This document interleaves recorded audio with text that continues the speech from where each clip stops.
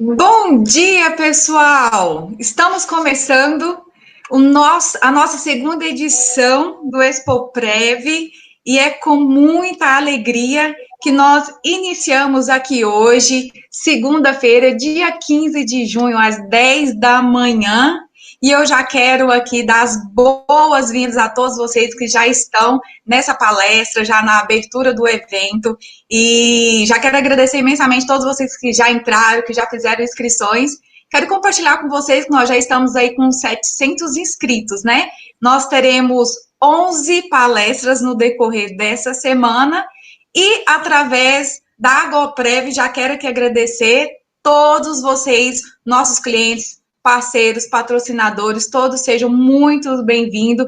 Já quero aqui agradecer também, ó, o pessoal já está entrando, gente de Goiás, São Paulo, do Rio de Janeiro, Maranhão, vai colocando aí de onde você está sendo aí o seu RPPS, o seu instituto, vai colocando aí de onde você está conseguindo assistir essa palestra, essa live.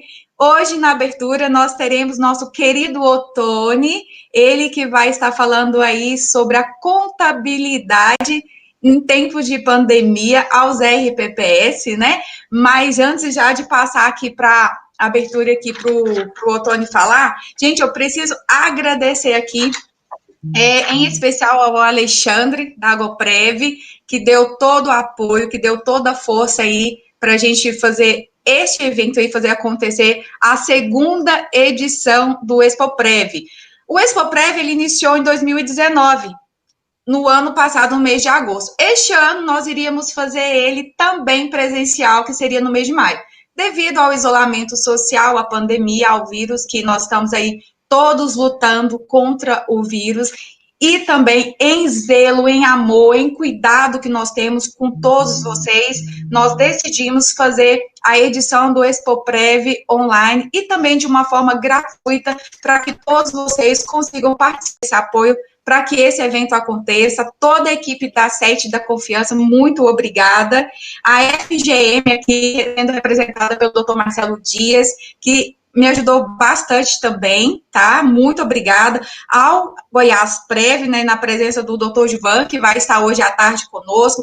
A Lema Investimento, que na pessoa do Vitor, eu quero agradecer imensamente a toda a equipe da Lema Investimentos, ao Baião Assessoria, que é da CD Assessoria, que é nosso parceiro, nosso amigo, que sempre está conosco também, a HP Consultoria, que é o nosso querido amigo Heitor, né? A Consultânia Prev, que eu quero agradecer aqui no nome do Carlos Henrique, do Cleito, a toda a equipe da Consultânia, a FAM Consultoria, que é o Peri, a Crédito no Mercado, toda a equipe, a Comprev, a SMI Consultoria, a MX Capital. Gente, muito obrigada. E eu não posso deixar aqui também de agradecer aos nossos patrocinadores, né? Ao Banco Itaú, a XP Investimento, a Renascença DTVM, ao Sicredi, a Premier Investimentos, a Constância e a Lima. Gente, muito obrigada. Todos sejam muito bem-vindos.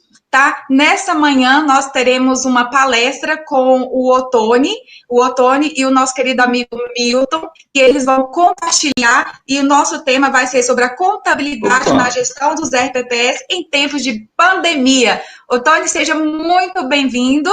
Eu vou deixar que o Ottoni se apresente, que o Milton se apresente, mas eu já quero aqui imensamente agradecer a presença de vocês, tá? Sejam bem-vindos, e é um enorme prazer receber vocês, virtualmente, cada um de uma região, né? Mas sintam-se abraçados por mim, por todos, e que vocês possam compartilhar experiências e o conhecimento de vocês conosco nesta manhã. Obrigada, bom dia. Milton, vou deixar você se apresentar aí, logo após passo para o Ottoni. Ottoni, você se apresenta e já pode dar início aí ao seu tema.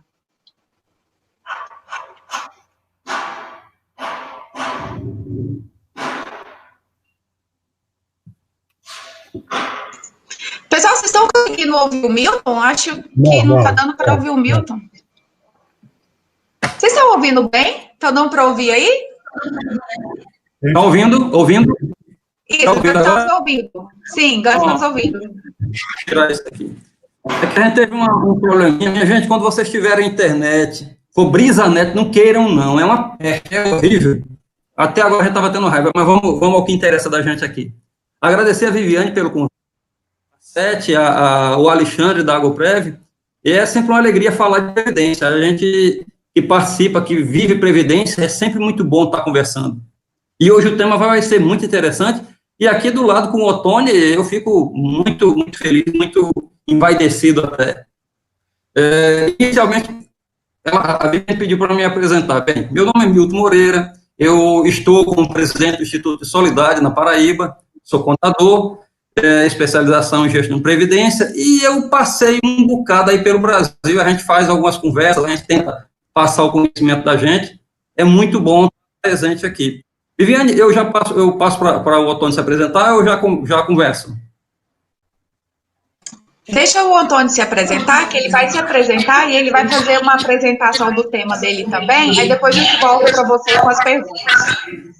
Ok, Ottoni, manda bala. Bem, gente, bom dia a todos, bom dia, Viviane, mais uma vez, bom dia, Milton. É sempre um prazer estar tratando da questão previdenciária, que é um tema que é sempre atual, né, de interesse geral. Então, eu sou o Ottoni, temos aí há alguns anos, vemos atuando na área da previdência, e mais precisamente previdência de servidor público desde 2003, quando tivemos compondo as equipes lá do Ministério da Previdência Social, essa evolução toda que hoje está no Ministério da Economia. Chegamos ao cargo de diretor do departamento, então Departamento de Regimes Próprios, onde foram períodos assim de grande aprendizado e de grande busca da consolidação do sistema pelo Brasil afora, que, embora com grandes dificuldades que ainda vem se tendo, mas que vem tendo, querendo ou não, vem criando estruturas que têm permitido a consolidação de todo o sistema. Então, isso é importante para o servidor público em geral, no Brasil afora, e para o próprio país, e para a sociedade, claro. E, neste momento, já agora, voltando para o nosso tema, né, que proposto aí, que foi a contabilidade em tempos de pandemia, eu gostaria de, inicialmente, fazer algumas reflexões para a gente situar o nosso momento e no nosso contexto de previdência. Que, na verdade, esse momento aqui de pandemia, ele não tem que estar diretamente, quer dizer, os gestores não têm que estar diretamente desesperados com a sustentabilidade do sistema de previdência, porque são coisas distintas, né? A questão da pandemia está trazendo, sim, diversas influências e diversos transtornos nos entes públicos de um modo geral, mas não pode ser a justificativa para que tudo ocorra de forma que venha a comprometer o sistema mais ainda no futuro. É certo que, lógico, com a economia no momento de retração, no momento de paralisação, de estagnação, praticamente em vários setores, exceto alguns, né, que a pandemia, na verdade, ela trouxe uma alavancagem em alguns setores da economia, mas, no geral, os entes públicos, como um todo, tendem a ter também uma diminuição na sua arrecadação. E, claro, com isso, comprometendo a capacidade de prestar serviços da melhor forma possível. Mas também nós devemos pensar, por outro lado, avaliar que a maioria dos municípios brasileiros, e aí, especialmente aqueles de menor porte, eles não têm a sua receita voltada para a economia direta. Grande parte dos nossos municípios, eles sobrevivem, têm as suas receitas centradas no FPM. Lógico, o FPM como um todo tende a diminuir essas receitas. Porém, em que pese não ser talvez o suficiente, mas medidas que vêm sendo adotadas pelo governo central está criando ou buscando criar um mecanismo de manutenção, pelo menos por um determinado período, dessa receita. Né? Então, vai depender muito do equilíbrio das contas, a gestão de cada município na contenção dos seus gastos. Quer dizer, é como nós em casa. Diminuiu receita, nós temos que, de alguma forma, procurar nos adequarmos para continuar a vida normal. E assim, para os municípios. Lógico que aqueles municípios maiores, as capitais e principalmente os estados, a pandemia ela traz um impacto muito grande, porque há municípios aí que diminuiu a arrecadação em 30%, 40%. E isso, logicamente, traz um grande comprometimento. Mas, no geral, para os municípios menores, o impacto financeiro não justifica uma série de medidas que, porventura, venham a ser tomadas em relação à Previdência.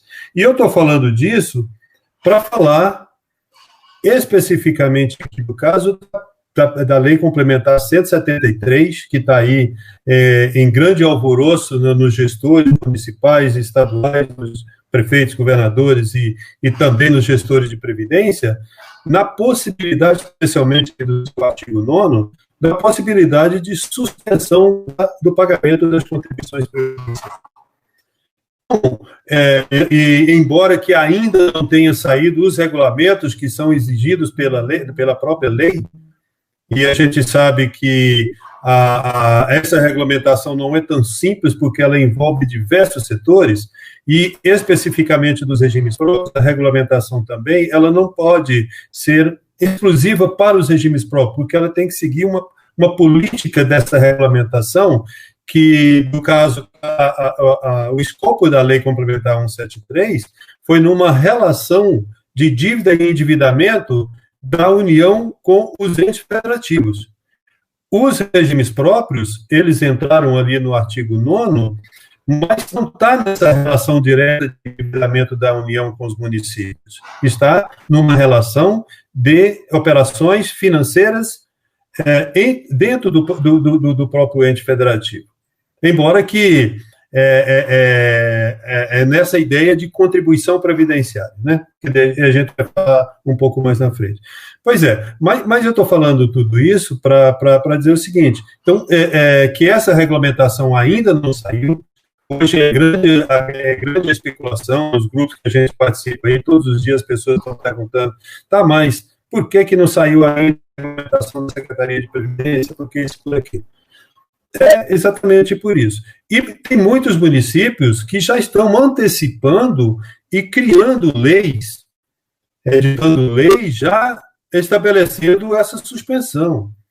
Gente, vamos ter um pouquinho de calma, vamos tirar um pouquinho o pé do acelerador nesse momento, nesse aspecto, vamos botar os pés no chão e agir com muita parcimônia, com muita certeza do passo que está se dando. Por quê? Porque um passo em falso nesse momento pode significar um grande problema no futuro. E mais, se aprova uma lei já exonerando dessas transferências incompatíveis com aquilo que for regulamentado, vai se causar um outro problema, porque o seu município daqui a pouco vai ter comprometimento no seu CRP, ou seja, criou-se um problema, desse problema deriva para outros. Então, vamos ter calma, tem outras medidas que são necessárias que grande parte dos municípios ainda não adotaram, que é a adequação da alíquota mínima de 14%, em que pese aí as grandes dificuldades políticas para se aprovar, mas que talvez seja, talvez não, com certeza, até porque isso vai ter implicação agora a partir do início de agosto, para quem não adequar as alíquotas,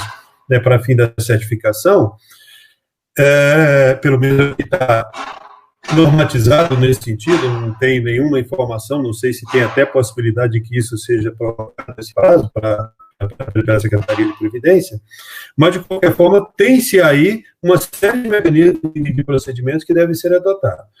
E isso, eu estou trazendo isso à discussão, certamente serão temas que serão debatidos ao longo das 11 palestras aí dessa semana, né, e isso, mas de qualquer forma, isso tem um impacto e tem tratamentos que vão implicar na contabilidade. E bom que essa primeira palestra tenha trazido exatamente a contabilidade, porque ela tem repercussão, toda medida que for adotadas lá no ente vai ter uma repercussão na contabilidade. Vamos imaginar que, por exemplo, o município suspendeu o pagamento das contribuições previdenciárias. Temos várias possibilidades de regime próprio. Aquele regime próprio que já está sobrevivendo numa lógica de repartição. Ou seja, ele arrecada mensalmente para benefício no mesmo período. O que isso decorre se eu suspendo o pagamento? Lógico, a folha de pagamento vai ficar a descoberta dos aposentados e pensionistas. O que o município vai ter que fazer? Vai ter que fazer a transferência dos recursos para pagar essa folha de pagamento. Primeira consequência disso, o município que adotou esse procedimento vou ter um impacto muito grande na despesa do pessoal.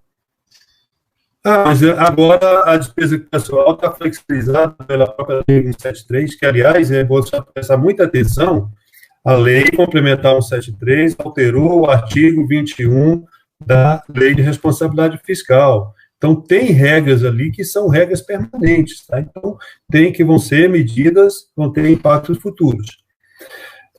Então, eu não tenho um impacto financeiro, na verdade, porque eu vou ter que fazer a transferência.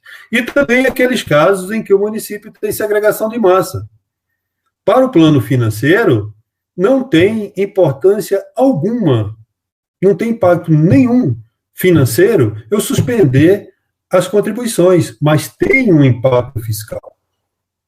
Então, medidas tomadas assodadamente pode trazer consequências perversas no futuro, né?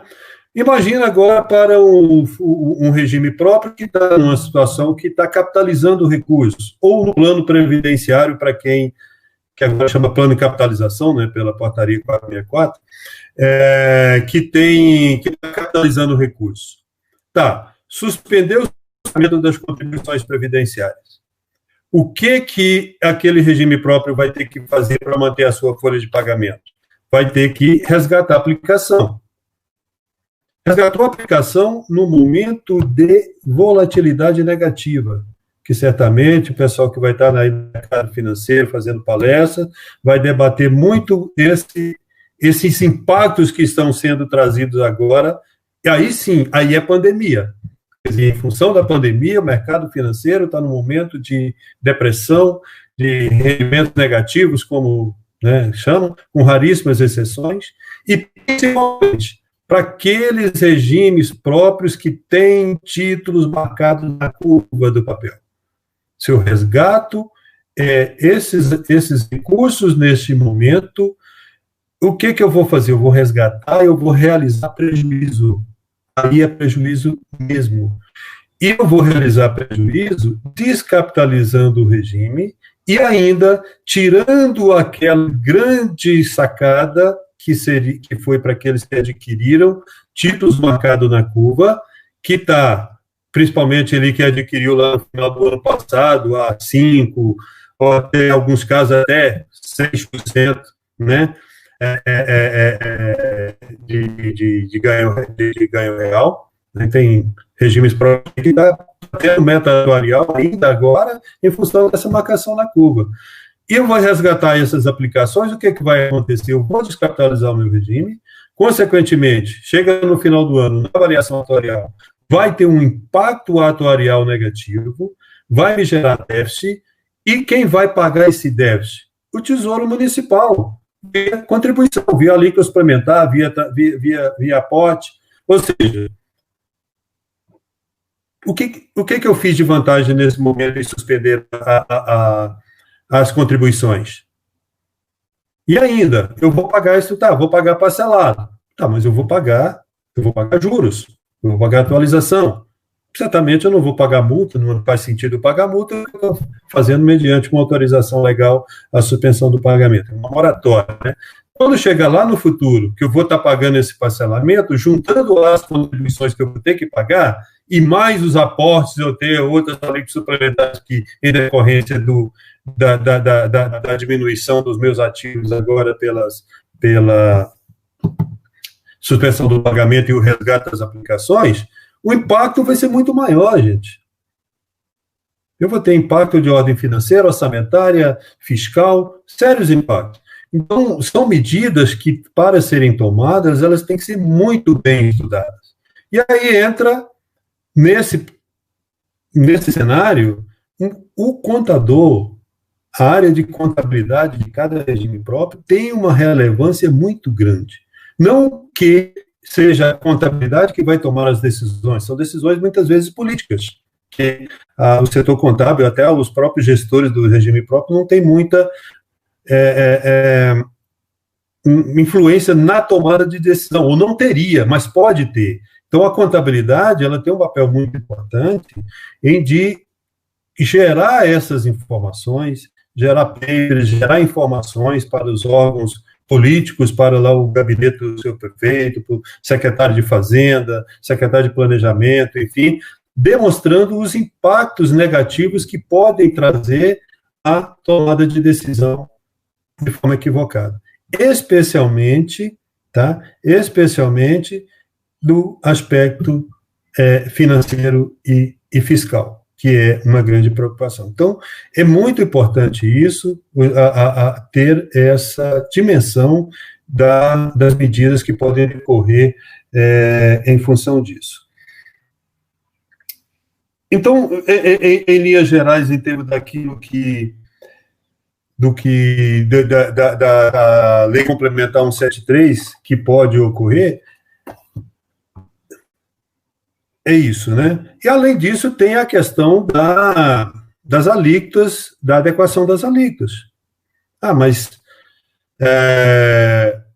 no momento político, perspectiva, quer dizer, não tem nenhum indicador de que vai ser diferente, mas perspectiva de eleição esse ano, aumentar a alíquota de servidor, isso traz consequências políticas, enfim.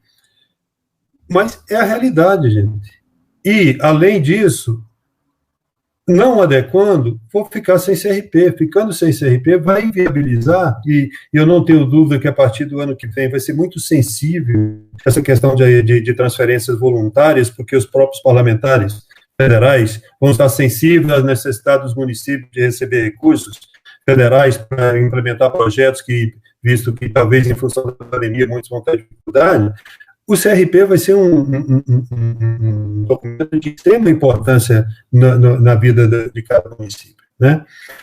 E isso é fundamental que seja adotada as providências para adequação. E mais, para aqueles municípios que não têm ainda uma alíquota patronal adequada, ou seja, eu vou ter que fazer a adequação da alíquota do servidor e também a patronal, tem o período eleitoral, que a Lei Complementar 101, né, a Lei de Responsabilidade Fiscal, diz lá que eu não posso aumentar a despesa de pessoal, diz que é nulo qualquer medida que for adotada e que impacta no aumento da despesa com o pessoal, nos 180 dias anteriores ao encerramento do mandato do prefeito, no caso, esse ano, né?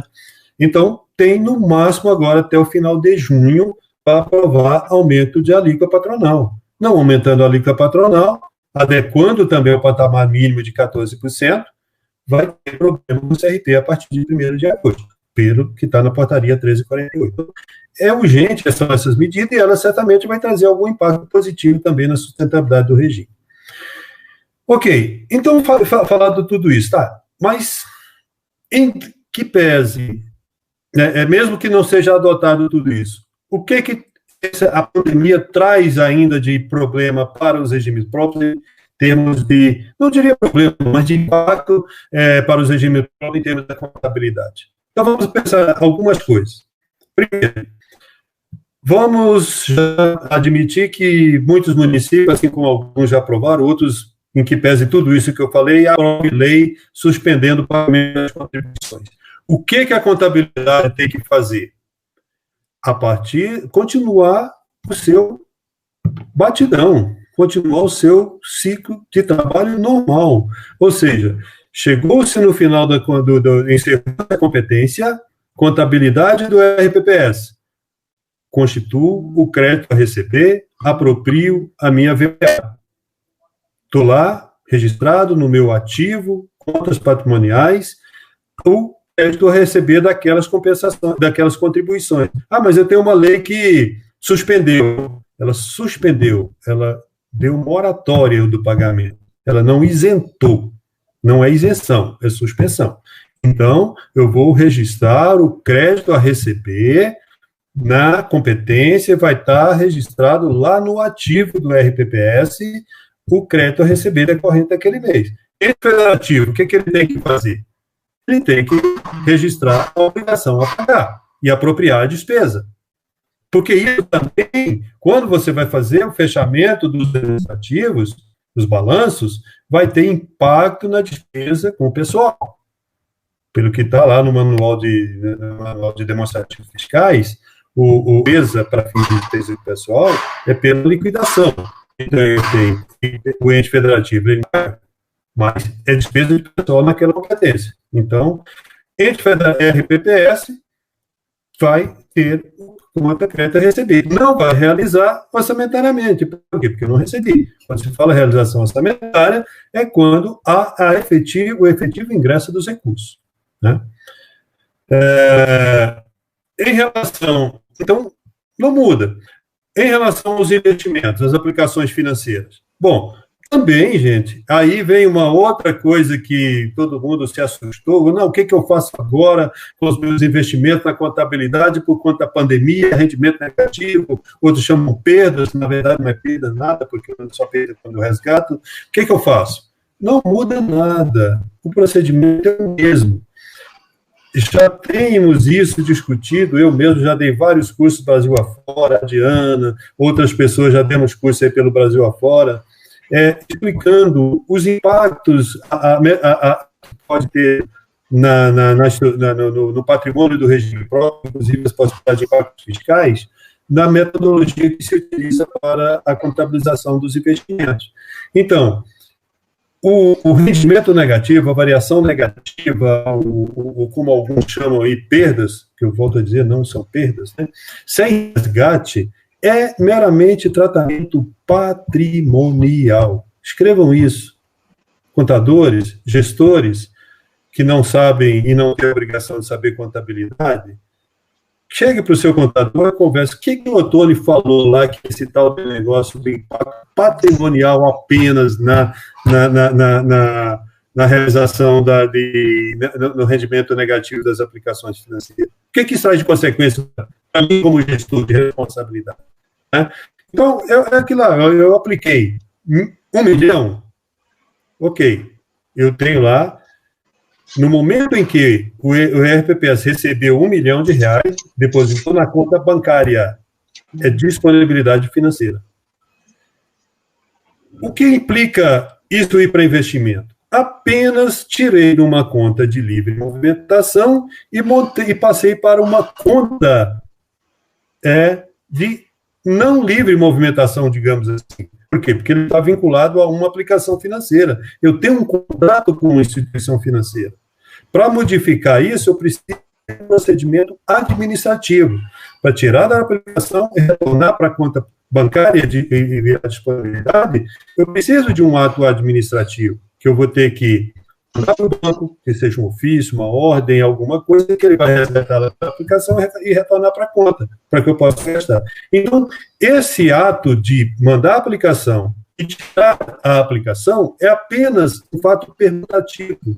Eu não altero o meu patrimônio. Agora, se eu apliquei 1 milhão e vou retirar, naquele momento de depressão da aplicação financeira, em que eu estou perdendo capital, que pode ocorrer, dependendo do tipo de aplicação, eu vou ter diminuição do meu patrimônio. E aí eu vou ter que registrar essa perda. Aí é perda. essa perda, ela é só também patrimonial. Na contabilidade, hoje, na contabilidade pública, tem duas siglazinhas, que o contador sabe isso de cós salteado, que significa perda ou ganho. VPA, valor patrimonial aumentativo, é um ato administrativo, um procedimento que me demonstra que eu tive um ganho em algum patrimônio. VPD, variação patrimonial diminutiva, um ato administrativo que me promove uma diminuição no meu patrimônio. Então, a contabilidade ela só vai trabalhar nessa dinâmica do ponto de vista patrimonial. Tá? É VPA ou VPD. Isso está esculpido nessa última nota que saiu agora, alguns meses atrás, da Secretaria de Previdência, que está lá no site da Secretaria de Previdência, né? Uma nota que ela é bastante simples, a instrução de como fazer a contabilidade desses investimentos. Então, eu só vou ter preocupação orçamentária, que é o grande calcanhar aqui dos contadores e do fechamento das contas, e muitas vezes preocupação com os tribunais de contas, que também os tribunais de contas nem sempre, não estou dizendo que são todos, mas tem muitos que têm, às vezes, ainda a dificuldade de entender esse mecanismo das relações, porque, na verdade, nós temos 3 contabilidades. Nós temos a contabilidade patrimonial, nós temos a contabilidade orçamentária, nós não temos uma contabilidade financeira. A melhor, uma contabilidade fiscal. Né? Então, e, às vezes, os órgãos de fiscalização têm dificuldade de entender essa relação entre essas 3 contabilidades, ou pelo menos esses 3 aspectos da contabilidade. Né? Então, a partir do momento que eu resgatei, e aí sim, com perda, aí eu começo a ter perda patrimonial e as consequências que eu disse ainda há pouco. Então, eu só vou ter a preocupação de ter tratamento orçamentário quando há ingresso de recurso que ainda não ingressou. E isso só vai ocorrer quando eu resgato com ganho, porque se eu resgatei com perda, não houve ingresso de recurso novo. Porque quando eu recebi o dinheiro, do 1 milhão, do exemplo que eu falei na entrada aqui do nosso exemplo, eu já considerei isso a receita orçamentária, porque já tinha um orçamento preparado, em que eu tinha uma expectativa de receita para aquele exercício, que estava lá, receita a realizar, registrado lá no meu orçamento. Recebi o dinheiro da contribuição, eu fui lá, fiz o lançamento ao contrário. Né? Receita a realizar, debitei, creditei receita realizada.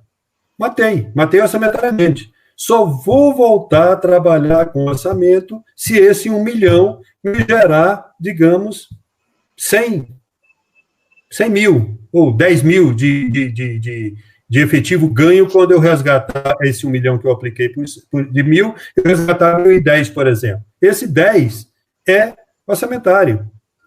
Se não houver ingresso novo, não vai dar. Isso está escrito na nota técnica, na nota que vocês, os contadores, podem acessar e os gestores para entender o que eu estou falando. Tá. Mas se eu não faço procedimentos assim adequados, o que isso pode implicar, inclusive? Pode gerar argumentos para a própria Receita Federal vir e me notificar em termos de PASEP, por exemplo. Porque se eu considero tudo como receita, o total de 1.010.000, ele vai me notificar que eu ganhei 1.010.000, então eu vou ter PASEP de 1.010.000.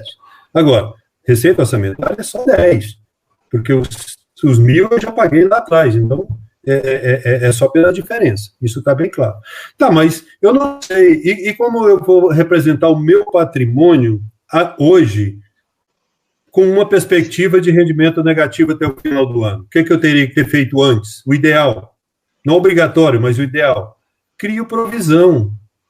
É ser precavido, é precaução. Olha, eu estou aplicando 1 milhão, mas considerando tudo aí, isso na política de investimento já tem que ter feito essa análise, as assessorias de investimentos aí, inclusive, que vocês, gestores, contratam, tem esse papel também fundamental, que é ajudá-los a entender com as suas bolas de cristal que eles têm mesmo, tá, Viviane? Vocês têm.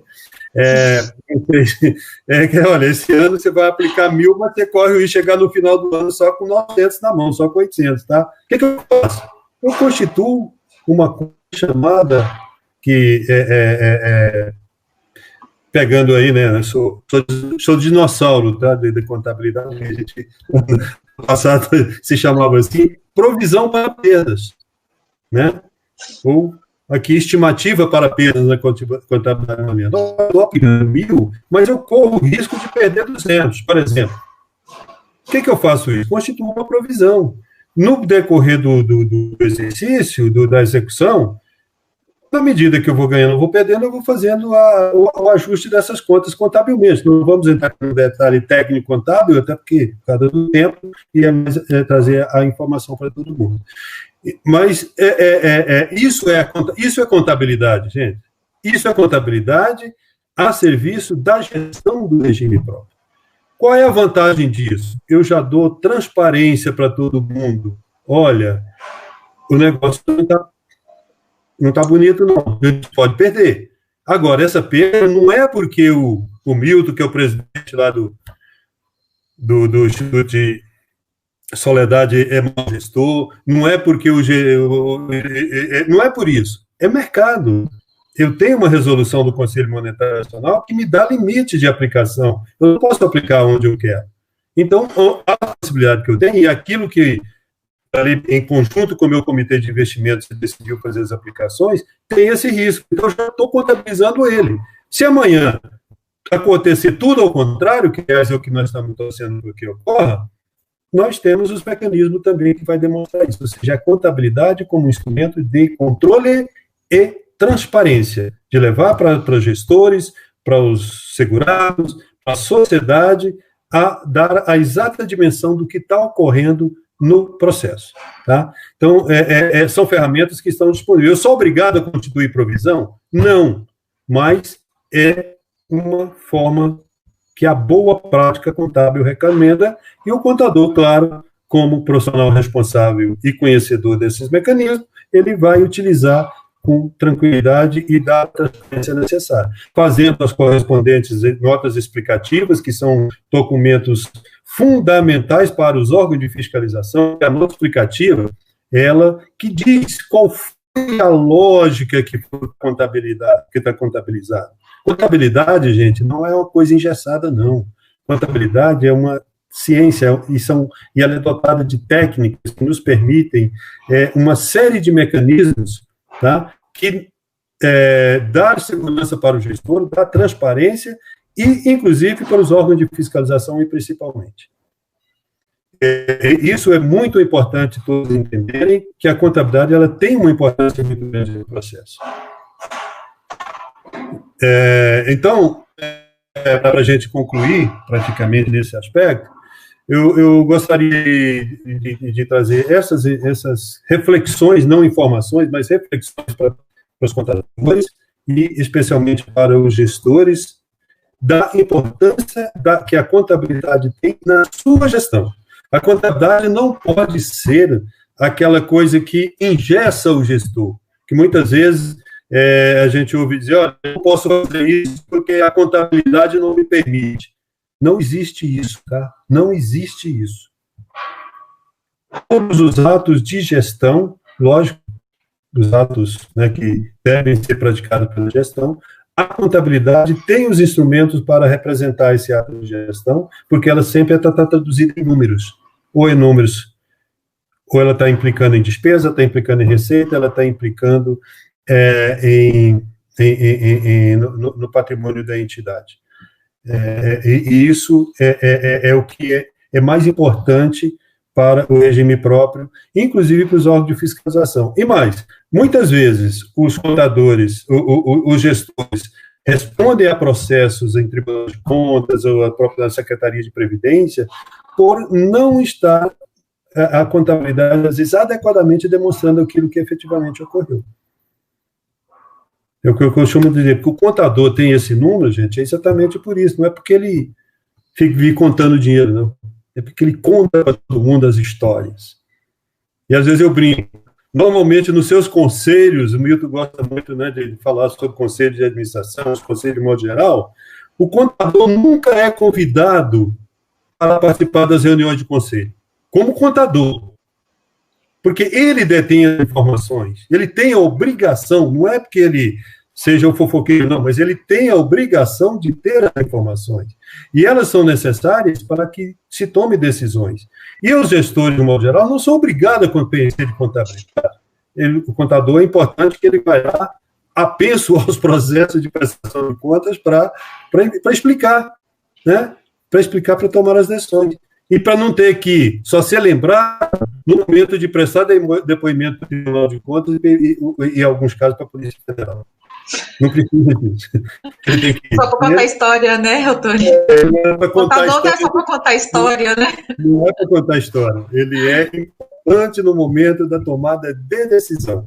Traduzir aquilo que está representado na contabilidade e entender, muitas vezes, o que é a administração, o que a gestão está pensando, por que ela está tomando determinadas decisões, e fazer isso refletir na contabilidade. Tá? Agora, o que eu não posso fazer é, no primeiro mês eu faço uma forma, no segundo eu faço outra, no terceiro eu faço outra. Aí não tem louco que vai dar jeito nisso, porque quando chega no final para demonstrar o fluxo dos processos e como as coisas aconteceram ao longo do tempo, eu não tenho harmonia entre os meus procedimentos. Não é porque a Soledade está fazendo de um jeito que o município vizinho tem que fazer exatamente igual. Os dois podem estar fazendo corretamente de forma diferente. Cada um tem o seu DNA. O DNA é individual. A contabilidade também pode ter o seu DNA. Tá? Então, isso é muito importante a gente entender para facilitar a nossa vida. Às vezes fica aquele... E aí os órgãos de controle, até porque fica essa dissintonia, né? Aí começa a nos mandar, olha, agora a partir de tal data vocês têm que mandar para mim este formulário aqui preenchido. E você vai tirar da contabilidade que você mandou lá para o Tribunal de Contas a informação para preencher o formulário. Por que eu tenho que mandar? Poxa, a informação eu já mandei, a contabilidade ela tem que prestar exatamente por isso. De lá, vocês, fiscalizadores, extraem o que quiser. Não está claro? Me pergunte, contabilidade, porque o que isso está querendo dizer? A nota explicativa também tem que estar. Então, espero que tenha sido um pouco... Desculpa aí se eu fui até um pouco prolixo na questão, mas eu queria passar essa mensagem e eu passo, então, Viviane, para você, para o Milton, para continuar aí, à disposição para a gente responder o que for. Não, ótimo. Obrigada, Antônio. Só antes de passar aqui para o Milton, né, para que o Milton já tem algumas perguntas aí já preparadas para você, Antônio. Só antes de passar aí para vocês, gente, eu quero aqui registrar, nós estamos com 264 pessoas simultâneas assistindo a nossa live. Muito obrigada, gente. E algumas pessoas entraram depois que eu fiz as apresentações. E nós temos pessoas aqui, olha só, de Alagoas, Rio Grande do Sul, Montadas, Paraíba. Temos todos os nossos clientes aí, como o Instituto de Goiânia, Aragoiânia, Hidrolândia, Águas Lindas. Temos aí pessoal de Manaus, né, Amazonas. E nós estamos aqui, gente, para vocês que entraram e depois que eu fiz as apresentações, só para deixar bem claro para vocês, o ExpoPrev, né, que é um evento que nós estamos organizando desde o ano passado. Esse ano é a segunda edição, em parceria com a Agoprev, e através da Agoprev eu quero mandar um forte abraço para todos, de todas as associações do Brasil, que a Agoprev saiu o documento em 3 semanas, né? Então, assim, a gente está aí para dar todo o apoio, toda a força à Agoprev. Nós sabemos aqui da importância, no ano passado. O Milton, nós nos conhecemos aí no decorrer desses eventos, ele esteve participando de um evento, na verdade, ele fez uma palestra lá em São Luís do Maranhão, né? Eu não pude estar, mas o Reiter estava lá com ele, e eu já sou fã dele, né? Porque o Milton é uma figura que respira o RPPS, né? Então, ele sempre está em defesa do RPPS, dos conselhos, ele toma as dores, ele sabe realmente, ele sente na pele. E o Expoprev, para você que está nos acompanhando, e para você saber da importância desse evento, é exatamente isso, é da gente vivenciar e aprender juntos. Eu sou Viviane, né, sou sócia da Sete Capital e da Confiança e da Jornada Educacional, e através da jornada nós estamos organizando o Expoprev, que é para trazer essa força para a nossa região, unir, né, todos de uma forma que a gente consiga trazer todas as informações, principalmente nesse ano que está sendo um ano preocupante para todo mundo, com muitas mudanças, e eu já fui funcionária pública, já tenho conhecimento aí um pouco da área previdenciária, e atuando há 8, 9 anos aí com o RPPS, então com isso, né, a gente tem esse amor, esse zelo pelos RPPS. Milton pode já fazer essas perguntas, nós já estamos aí com tempo corrido aí, porque à tarde também nós vamos ter mais uma apresentação, e Milton pode já preparar as perguntas aí para o nosso grande Ottoni já compartilhar aí os seus conhecimentos conosco mais uma vez.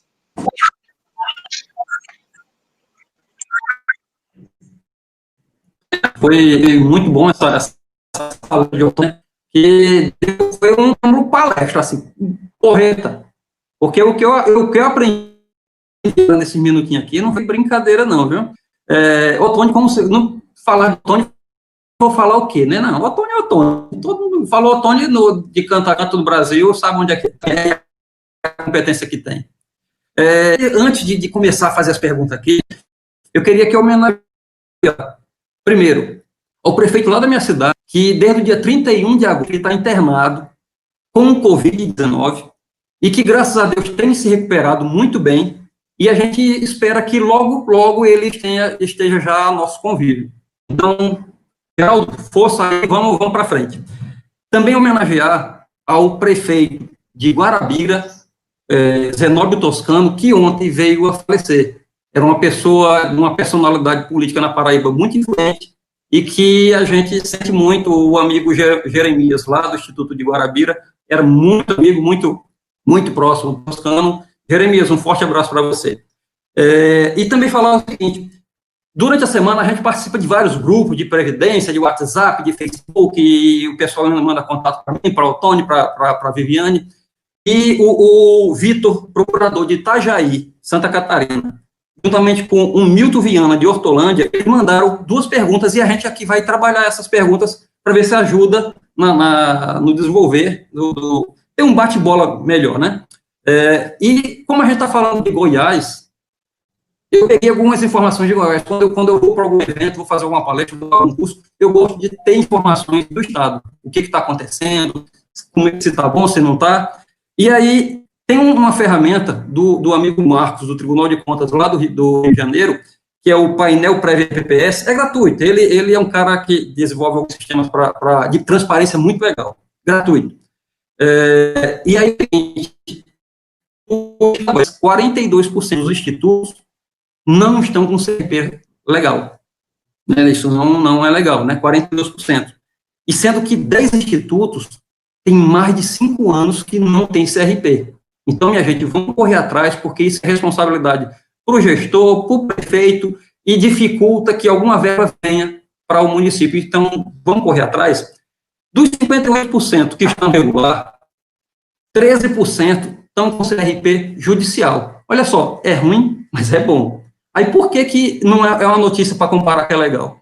Porque a média nacional é que 25% daqueles que estão regulares, 25% estão judicializados. Então, Goiás, quanto à judicialização, legal. 13% não é um número tão grande e é um número para se trabalhar. Outro número que a gente se preocupa, e aí a gente fica pensando, e nos outros estados? No estado de Goiás, todos os institutos de previdência, todos, somam, neste momento, R$1 bilhão em parcelamentos. E a gente já falou, o Ottoni falou agora há pouco, a possibilidade de mais um parcelamento. Então, é algo que a gente precisa se preocupar e pensar o que fazer. Começando para valer mesmo, né, nas perguntas, Ottoni, o que você tem visto nas suas andanças, nas suas comunicações com o pessoal? Transparência. Você sabe que eu gosto muito de falar transparência. Se não tiver transparência, se o instituto não é transparente, ele é privado. Então, tem que ter transparência. Quanto à transparência, nos lançamentos contábeis, como é que está sendo? Você tem visto, tem lançamentos assim, pago nota fiscal número tal, ou os lançamentos são, você tem visto alguma coisa, é transparência esses lançamentos? E, além dos lançamentos contábeis, há outra ferramenta de gestão pública de acesso a todo mundo, para que o pessoal acompanhe, para a sociedade acompanhe o Instituto de Previdência?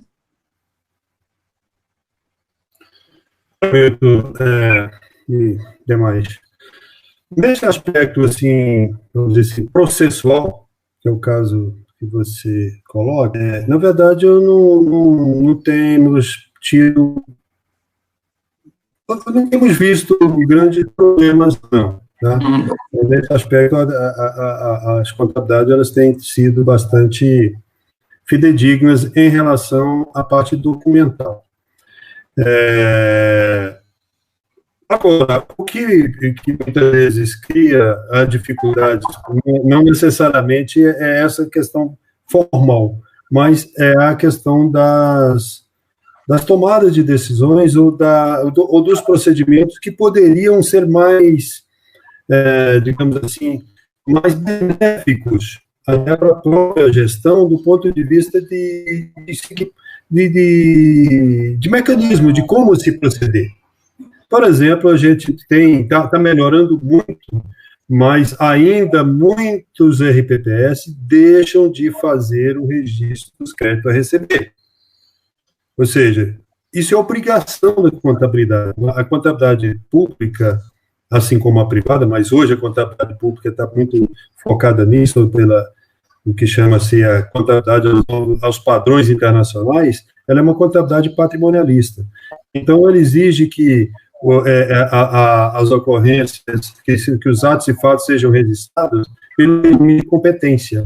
Então, imagina o seguinte, folha de pagamento, registrar lá as obrigações a pagar, apropriar a despesa, empenha, liquida, não paga, no caso, as contribuições. RPPS, registra, crédito a receber, apropriar, receita, né? Receita a receita a realizar. BPA. Ok. Isso encerrou o balancete no final do mês, esses ativos têm que estar lá no ativo. Isso é patrimônio do RPPS. Mas ele não recebeu, não interessa. Se ele não pagar hoje, ele vai pagar amanhã, parcelado ou não, é ativo. Infelizmente, hoje a portaria 464, aliás, é uma coisa que gestores, contadores, atuários, que tem muito certamente nos ouvindo, qual é a diferença que faz eu poder considerar parcelamentos como ativo na avaliação atuarial e os créditos a receber não parcelado não poder? Não faz sentido. A garantia do pagamento é a mesma, é do ente federativo. Tá? Então, e ele tem um fundamento que é a lei que institui a contribuição. Então, se é ativo, está lá no meu patrimônio registrado, no dia da avaliação atuarial, o saldo da conta de crédito a receber de contribuições previdenciárias deveria ser ativo na hora da confecção da avaliação atuarial. Porque se eu já tenho um crédito a receber, eu não preciso de isso ser alíquota para receber no futuro. Eu vou receber como crédito a receber. É dívida. Dívida tem as suas garantias. Bem, mas então o que eu estou querendo dizer é isso. Então, tem muitas questões que muitas vezes ela tem, não dá devida transparência, Milton, no fato da parte formal de documento, mas de procedimentos. Assim como as aplicações financeiras, né? Se eu faço marcação na curva, quem vai decidir se é marcação na curva não é o contador. São os investidores, são os responsáveis pelas aplicações financeiras. Uma outra questão que vira e mexe, está em debate nos grupos, como é que eu faço a contabilização da minha marcação a mercado num fundo de investimento, por exemplo, que eu aplico e resgato várias vezes ou durante o mês ou durante um determinado período. Aí não tem regra para isso, gente. Ninguém não precisa escrever Não precisa o órgão fiscalizador, o Tribunal de Contas, dizer que se faz assim um assado. Isso é técnica de contabilidade. Então, o contador tem ferramentas que me permitem fazer isso. Por exemplo, e é a melhor técnica que tem, eu vou usar uma técnica de controle de estoque.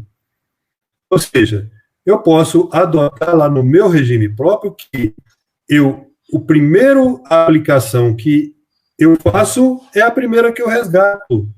Ou que a última aplicação que eu faço é a primeira que eu resgato.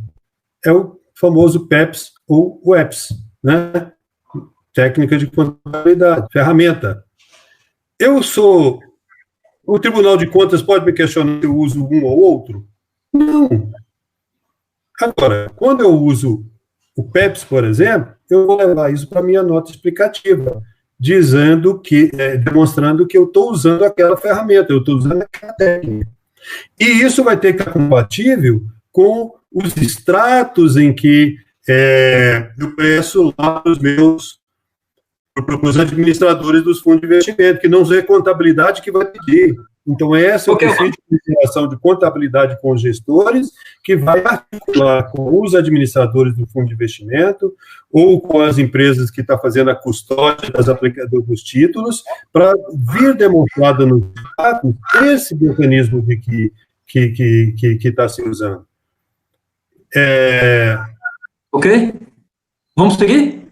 Tá? É porque eu estou vendo aqui que está algum problema na internet, mas eu acho que... Até o pessoal comentou aqui, Tony, que o seu áudio está cortando. Como se assim, para a gente dar uma... Okay. A gente dá uma dinâmica. Eu me alonguei, mas é porque tem umas coisas que levam a outra aí. Sim. Okay. Tony, olha só. O Poder Executivo encaminhou um projeto de lei legislativo, ok? E para adequar a alíquota de 14%, de 11% para 14%, conforme a Constituição, a emenda 103. Só que, devido à pandemia, eles resolveram falar o seguinte, que só vai valer a partir de janeiro. Isso está legal? Isso é correto? É uma manobra razoável? Ou isso aí ele vai ter problema no CRP? Eu queria que o senhor falasse bem rápido para a gente tentar seguir outras... Bem rápido. Manda bala. E aí eu vou falar um entendimento meu, não é jurisprudência, não é fundamento. Mas a Constituição, ela exige a contribuição do servidor que se obedeça a carência lá dos 90 dias, 90º. Ela me diz que tem que ser 90, tá? Se ele aprovou a lei agora e dizendo que ela vai entrar em vigor a partir de 1º de janeiro de 2021, na minha avaliação, na minha concepção, não tem problema nenhum para fim de CRP ou qualquer outro impedimento. Logicamente que isso vai ter implicação não somente na avaliação atuarial em 31 de dezembro de 2019. Exato. Tony, outra pergunta aqui, simples, eu acho, mas que já demonstrou que tem alguma divergência. Mandato conselheiro encerra agora, certo? Pandemia. E aí, pode-se fazer eleição? Fazendo eleição, pode nomear? E a questão do gasto? A lei complementar 173, que diz que não pode ter despesa, não pode aumentar a despesa. Mas isso aqui vai aumentar a despesa? Essa forma dessa eleição, ela é legal? Se marcar a resposta, seria sim e não. Sim, porque ele pode fazer eleição, nomear e pagar normalmente. E não vai implicar em aumento de despesa pessoal, porque é substituição. A lei, ela proíbe criar novas despesas, criar novos cargos. Você não está criando cargos, você está apenas substituindo pessoas dentro do mesmo cargo. Isso. Tony, dá um enganche aqui, já que a gente pegou um ritmo bom aqui. Foi editada agora há pouco a portaria 9907, ok? E especificamente quanto às certidões, não é as certificações, quanto às certidões, aquelas certidões criminais estadual e federal, e a declaração de elegibilidade, ela deve ficar ok, os conselhos, os diretores, todos eles devem estar ok até o dia 26 de junho. Ok, eu acho que isso não há dúvida. Agora, quanto a envio ou arquivo, a portaria fala informação, aí foi informado o outro também, e aí houve uma pequena confusão. Sua opinião, o Instituto ele deve encaminhar à Secretaria ou ele deve guardar, arquivar conforme está no perguntas e respostas que a Secretaria emitiu? A portaria, assim como as instruções da própria Secretaria, e assim vai ser, não tem que mandar. Ele tem apenas que cumprir as exigências e faz parte do acervo documental que vai estar arquivado lá no regime próprio, a ser apresentado a quem de direito quando solicitado. Então, é apenas fazer oportunamente, não é para depois, quando for alguém pedir, sair correndo atrás. Então, você faz no momento, na oportunidade, cumpre todos os rituais e deixa a documentação devidamente arquivada, protegida, para mostrar quando solicitado. Ok. Tony, olha só, você falou muito, a nossa 9907 fala muito em capacitação e certificações. Para isso, é preciso ter despesas. É preciso que o conselheiro vá para algum seminário, o gestor vá para o seminário, ou traga algum consultor para dar curso no próprio Instituto de Previdência. Essas despesas podem ser pagas com a taxa de administração? Há entendimentos isso vai muito de entendimentos. Por exemplo, neste caso de capacitação ou de manutenção de conhecimento, alguns falam reciclagem, eu não gosto desse termo, e pode sim ser custeado com a despesa de administração. São despesas típicas de administração. Há outros questionamentos, aproveitando já para responder, para dizer, aquelas certificações que são requisitos para acesso ao cargo. Essas certificações, há tribunais de contas que não aceitam que sejam pagos, porque é o mesmo que eu fosse pagar, que o Instituto fosse pagar um curso superior para alguém acessar um cargo que precisa de curso superior. Ou seja, o que é requisito, não. Agora, aquilo que para maioria do processo de gestão do conhecimento, agregar conhecimento, aí são despesas típicas de administração e financiamento da taxa. Legal, Tony.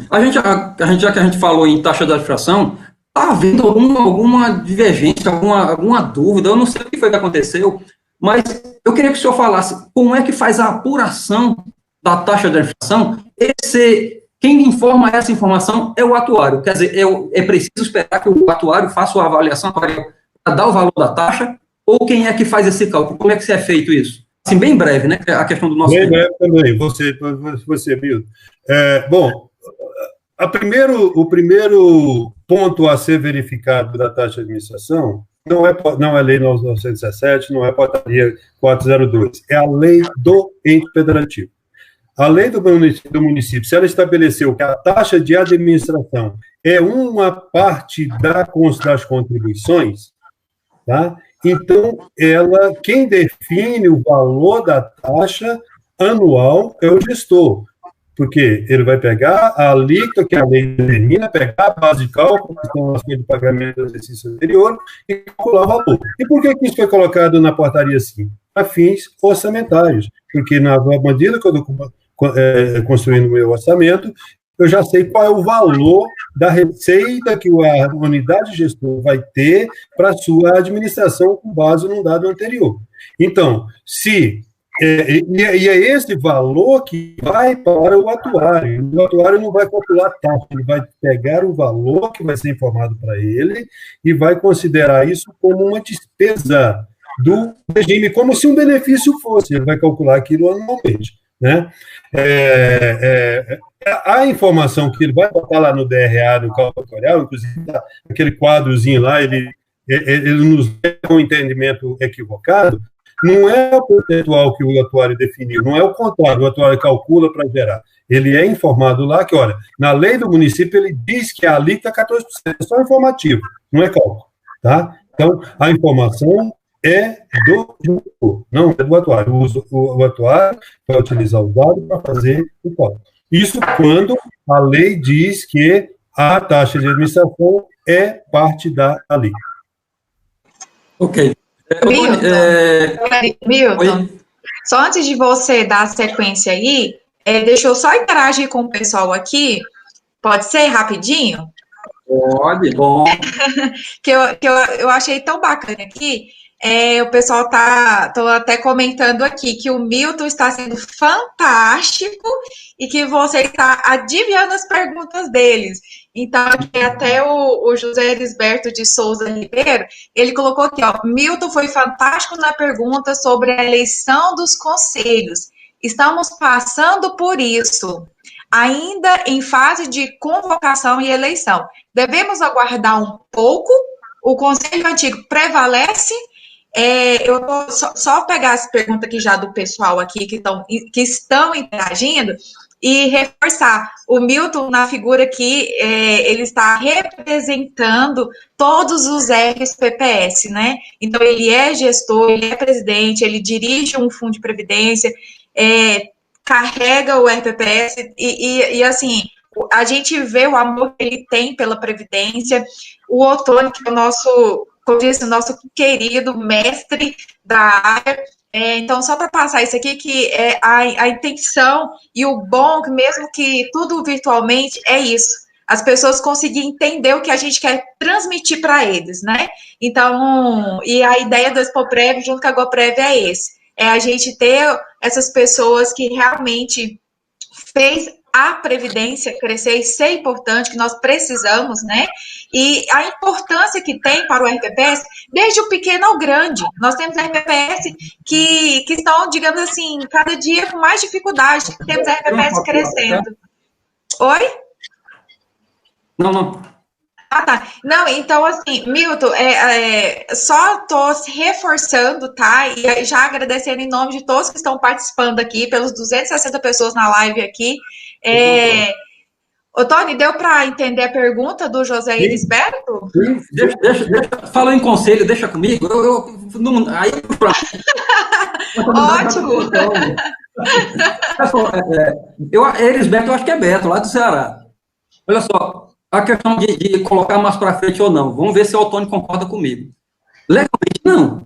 Porque tem mandato. O mandato está lá dizendo a data é até tal. Não tem nada dizendo que ele prorrogue devido à pandemia. Agora, o que é aconselhado fazer, por que não fazer um virtual? Ou, aí sim, por uma resolução do conselho existente, e aí ver a questão do próprio lei do município. Normalmente, os municípios estão fazendo os decretos quanto a não possibilidade de reuniões, a possibilidade de alguns eventos, ter normatizado isso, porque, legalmente falando, vai ficar em aberto. Ele não tem uma lei que autorize ele a prorrogar. Normalmente, nas leis dos institutos de previdência, diz que o conselho, ele é soberano. Então, conste em ata, tenha uma reunião com ata que fale quanto a isso, dê um valor legal para isso. Caso contrário, isso não vai ficar muito legal. Otônio, me complemente, por favor? Bom, Milton, eu concordo e discordo com você e de você ao mesmo tempo em alguns aspectos. Na verdade, o que eu entendo não existe receita de bolo, tá, gente, para isso. Exato. Tá? A receita de bolo, e agora está muito em voga esse negócio de receita, né? Todo mundo em casa, todo mundo com a receita nova. Depende da lei de cada um. Tá? Se a sua lei cria ou deixa a possibilidade de ser regulamentado de forma diferente, eu não vejo problema. Eu vou citar um exemplo, tá? Eu vou citar o nome do município, e depois o pessoal lá que me desculpe se ficarem cobrando lá como que eles fizeram, mas eu acho um exemplo interessante, o município de Vila Velha, no Espírito Santo. A lei deles tem todo um regramento lá das rotinas da eleição do conselho, tá? E também o município vem aí enfrentando grande dificuldade com a pandemia, tem um decreto bastante rigoroso em termos de isolamento, enfim, de restrições. O que o prefeito fez? E por que ele fez? Porque a lei do município permite.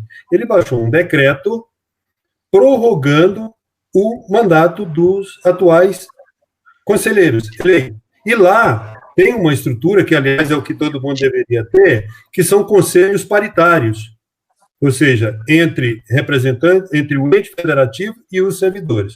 Então, aqueles mandatos que são eleitos dos servidores, que não são natos, secretários e tudo, não teria problema, ele prorrogou esse mandato.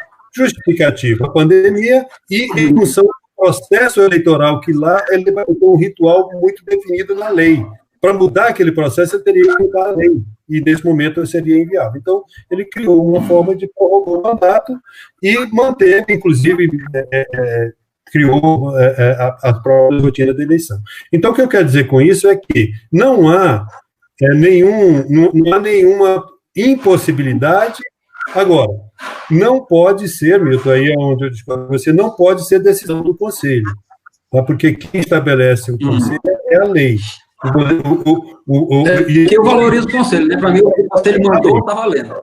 Ele pode até ser o demandante, justificar que é necessidade de prorrogar, porque não é possível fazer eleição e tal, mas o ato de prorrogar ou não é do responsável, e o responsável é o ente federativo. Na minha visão. Tá, só mais uma pergunta aqui do pessoal, que está chegando aqui. A Aurenizo. Ô, Tony, eu acho que você até deu uma adiantada aqui. Eu ia perguntar. Oi. Eu ia perguntar, enquanto vou nas andanças, tem algum instituto de previdência no Brasil que vem se destacando? Oi. Pegou, voltou? Oi. 1, 2, 3. Oi. Vai cortar.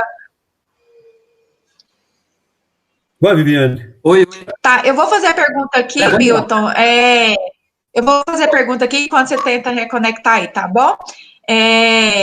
A pergunta aqui do Aurenizo está falando assim, ó, como conselheiro eleito antes da eleição, desculpa, vou ler de novo. Como conselheiro eleito antes da legislação e que não tem em todas as certidões? Bom, a própria portaria 9.907, ela já fala lá dos conselheiros atuais, né? Os prazos, enfim, para comprovar aqueles que já estavam ocupando os cargos, os prazos para providenciar as certidões. Ou seja, não precisa sair correndo, e é só providenciar as certidões e manter lá em arquivo conforme as orientações. Agora, para aqueles que forem novos, se quem responsável nomear sem observância das certidões, o ato tende a ser nulo. Então, para quem já está, tem um procedimento, prazo para comprovação, prazo para providenciar as certidões. Para quem vai entrar, aí a obrigatoriedade da certidão é imediata. Certo. Não, ótimo. Pessoal, nós já estamos aqui andando já para encerrar aqui, tá? Milton, voltou aí? Tá melhor? Tá conseguindo ouvir? Oi, Viviane. Oi. Eu vi que surgiu uma pergunta que eu acho que é interessante, até complementa. Alguém lá de Viana, Espírito Santo, Maria Rocha, que pergunta se existe a figura da recondução, qual a sua opinião? Tá. É tudo que a gente já falou. A recondução, ela depende da lei de cada um. Se a lei permite, não é uma questão de opinião, é uma questão do que a lei faculta ou não. Tá? Então, você tem que se prender à sua lei. Se não tem a previsão na lei, é possível aprovar uma lei para criar as condições? Eu acho que até são momentos importantes para cada um, inclusive, fazer uma revisão das suas leis e tudo, e ver pontos que são frágeis e procurar melhorar daqui para frente. Quer dizer, são oportunidades que também todo esse processo traz. Certo. Não, excelente. Eu estou obrigada. Até o pessoal tinha passado aqui a pergunta. Sim, Milton? Estão escutando? Oi, até o Tony fez algumas observações, e quanto a alguns institutos, não sei, aí o Tony falou, não sei se lá como é que está a situação. O Tony, em solidariedade, em abril, a gente já estava legal. E quando o primeiro de assessor jurídico e contador, é costume nosso participar. Aquela história, o conselho tem que ser valorizado. Se o conselho não for valorizado, se não tiver alguém que dê suporte a ele, não dê livremente, esse instituto possivelmente não vai funcionar. E já que a gente está terminando, eu gosto de fazer um versozinho, né? Ficar sem fazer um verso, fica meio sem graça. Eu não sei terminar assim. Agradecer notícias previdenciárias e disseminar, neste período junino diferente. Convido a todos para que o ano que vem, Campina Grande visitar, dançar um forrozinho e conversar previdência mais um pouquinho, que é o que a gente gosta de fazer. E, minha gente, muito bom, muito legal. Eu desejo muito sucesso nas próximas lives. E o ano que vem, quem sabe, a gente está por aqui, né? Agradeço a professora Diana em participar aqui com o Ottoni. Foi um grande desafio, né, essa live.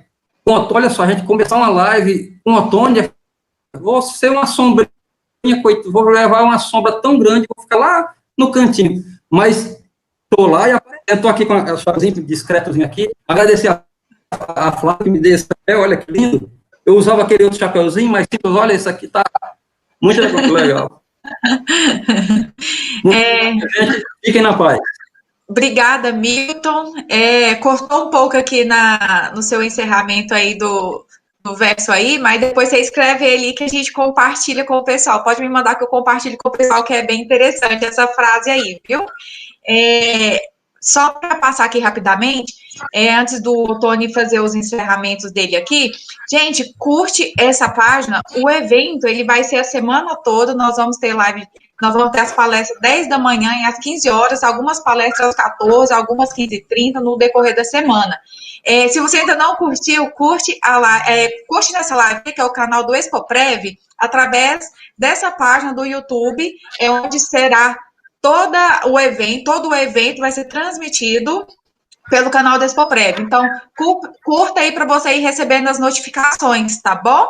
E qualquer dúvida, teve muitos e-mails escrito errado na inscrição, ficou faltando, às vezes Hotmail, colocou H, faltou um O, um M, então tem algumas pessoas que não vão receber o e-mail porque o e-mail foi escrito errado, mas qualquer coisa pode nos procurar que a gente manda o link de acesso para vocês. No final do evento, para aqueles que fizeram as inscrições, vai ter o certificado. Nós vamos enviar o certificado para vocês, tá? E se você não fez a inscrição, está participando dessa palestra e tem interesse, faça a sua inscrição, porque o certificado só vai ser enviado para quem fazer a inscrição, tá bom, pessoal?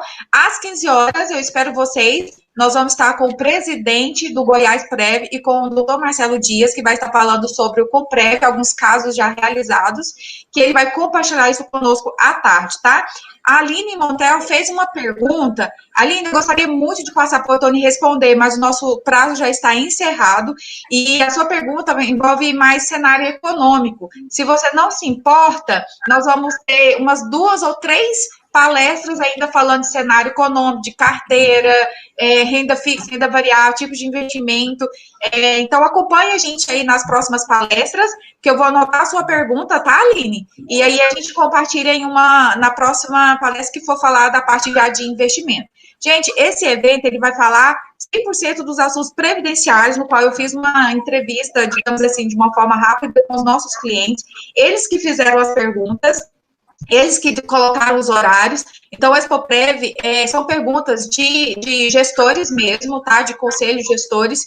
Então, assim, hoje, nós em casa, né, Ottoni? Você aí no seu lugar, o Milton lá no lugar dele, mas cada um tá vivendo uma realidade, cada um tá vivendo algo inédito aí. Então, assim, é um momento difícil para todo mundo, né? A gente queria estar junto, abraçando, recebendo vocês, tomando um café juntos, né?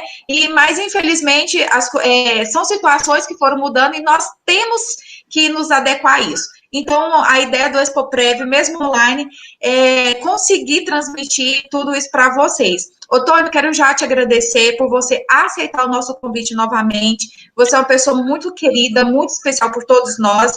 E espero a gente poder rever e tomar um café juntos, tá? Milton, muito obrigada, você é um exemplo para nós, tá? Eu tenho muito orgulho do seu trabalho, você nos inspira a cada dia a acreditar mais na Previdência, nos RPPS, e transmitir isso, que até o Alex, que é um cliente nosso lá de Acreúna, eu amo as perguntas dele, eu mandei mensagem para ele, falei, Alex, prepara as perguntas, porque eu sei que essas perguntas são boas. E o Alex, quando eu estive visitando o Instituto lá, ele falou assim, Viviane, coloca alguém, algum gestor, para falar do dia a dia, porque a gente precisa disso. E eu acho que você é uma pessoa muito especial, muito querida, todos que conhecem você carrega isso, né? Então, assim, o seu amor pela Previdência, pelo que você faz, isso é gratificante, né? Então, pessoal, muito obrigada por compartilhar nessa manhã com vocês. Às 15 horas, espero vocês novamente. Ô, Tony, faça os seus encerramentos, que o Milton já deixou até um versinho aí pra gente. Não é como é que fala? Das minhas habilidades de fazer verso, não, mas eu gostaria, assim, de agradecer a você, ao Milton, aí, especialmente também pela participação, pelas bolas levantadas, né, e a gente tentar matar no peito e rolar no gramado, nem sempre é fácil, e salientando que, sim, os regimes próprios continuam a haver sendo soluções para os municípios, para os estados, para a própria União, desde que, lógico, revestido de fundamentos e princípios de gestão que busque uma visão de sustentabilidade. Se for aqueles regimes próprios que estiverem apenas como visto como problema e geridos como simplesmente execução orçamentária e financeira, especialmente nesses momentos, vai ser muito complicado. Mas também não é exatamente esse o problema. O problema realmente são estruturas de gestão que têm que ser melhoradas, e vocês aí que estão voltados para o mercado, Vianney, lógico que é assim que as coisas funcionam, não podemos ter aquela, vamos dizer assim, uma censura inconsequente de uma relação do público e do privado. O público e privado caminham juntos. Ambos precisam e são importantes um para o outro. Os limites estão definidos na lei. E quem estiver dentro da lei não tem o menor problema de relacionamento entre o público e o privado.